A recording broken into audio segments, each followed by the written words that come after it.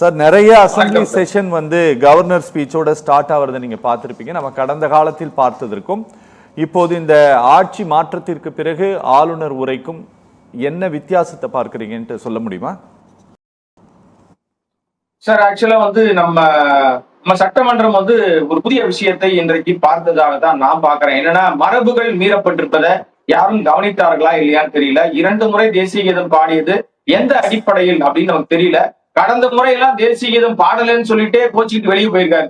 நம்ம முன்னாள் கவர்னரா இருந்த இப்போதைக்கு மேற்கு வங்கத்துக்கு போயிருக்கிற RN ரவி அவர்கள் இந்த உரைக்கு முன்னாடி எனக்கு தேசிய கீதம் பாடினாதான் நான் தேசப்பற்றோடு தான் பேச முடியும், இல்லைன்னா பேசவே மாட்டேன் நானு, அவர் நீங்க கொடுக்குற உரையெல்லாம் நான் படிக்க மாட்டேன், ஒன்றிய அரசாங்கம்ன்ற வார்த்தையை ஒன்றிய அரசுன்ற வார்த்தையெல்லாம் படிக்க மாட்டேன்னு நிறைய பிரச்சனைகளை செய்திருக்கிறார். அவர் ஓட்டம் பிடித்ததெல்லாம் நம்ம பார்த்திருக்கிறோம். ஆனா இந்த கவர்னர் எல்லாரோடும் இணக்கமாக இருக்கும் நினைச்சாரா என்னன்னு தெரியல. இந்த விசில் புரட்சி செய்ததாக படித்த அந்த உரையினுடைய ஒட்டுமொத்த சாராம்சமும் தெளிவாக தாவேகா என்ன எழுதி கொடுத்ததோ அதை ஒரு வரி கூட மாறாமல் படித்தார். ஒன்றிய அரசாங்கத்தை தாக்குகிற விஷயங்கள் இருந்தா கூட அதையும் படிச்சார்.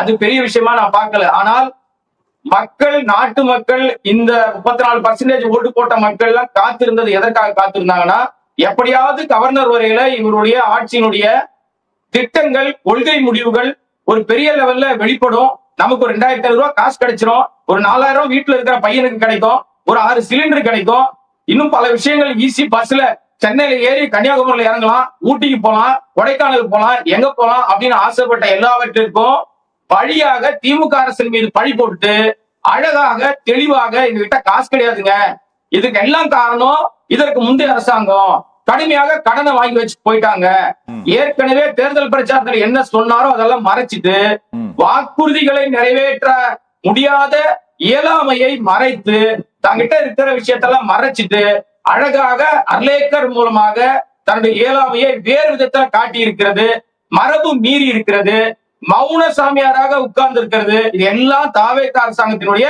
திட்டமிட்ட செயல்பாடுகள், பழி மட்டும் திமுக. ஆனால் இதை சொன்னோம்னா அவர்கள் அதை ஒத்துக்க மாட்டாங்க.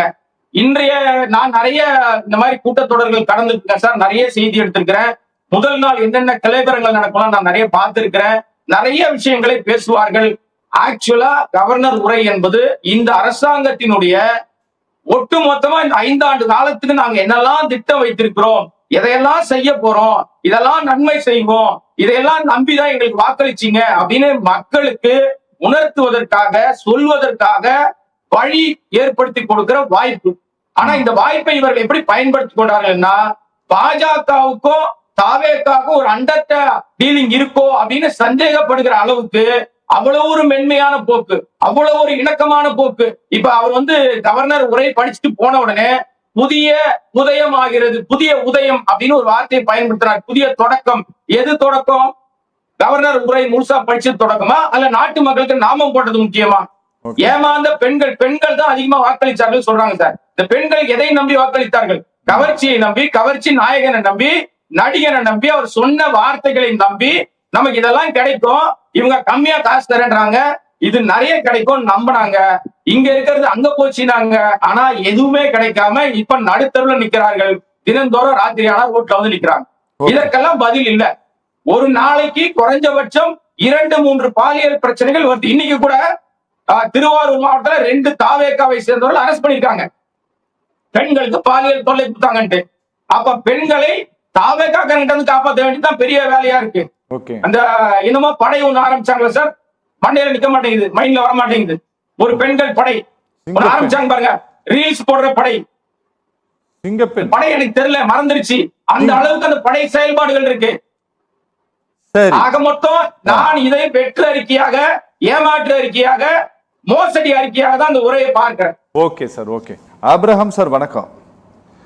ஆபிரகாம் சார், ரொம்ப ஒரு சந்தேகத்தை எழுப்பக்கூடிய இடம் என்ன அப்படின்னா, ஒரு ஆளுநர் மாளிகை இன்று 2 முறை தேசிய கீதம் தமிழ்நாடு சட்டமன்ற பேரவையில் பாடப்பட்டிருப்பது ஒரு மிகுந்த மகிழ்ச்சியை அளிக்குது. என்ன சார், இறுதியிலும் பாடப்பட்டது ஒரு சரித்திர நிகழ்வு, ரொம்ப மன மகிழ்ச்சியா இருக்குது. அப்படின்ட்டு சொல்லி இருக்கக்கூடிய அந்த இடம் இருக்குல்ல, அந்த இடம் ரொம்ப எப்படின்னா ஒரு ஒரு பேர் ஐயத்தை ஏற்படுத்துகிறது.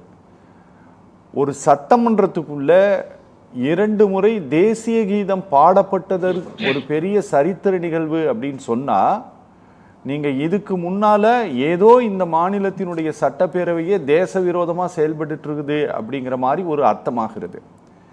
2, ஒரு கவர்னர் மாளிகை இந்த தேசிய கீதம் பாடப்பட்டதற்கு பிஜேபியினுடைய ஒரு பிரதிநிதி அப்படிதான், ஏன்னா அப்பாயின்மெண்ட் போஸ்டிங் தான் இது, அதனால அப்படி சொல்றதுல ஒன்றும் தப்பு இல்லைன்னு நினைக்கிறேன்.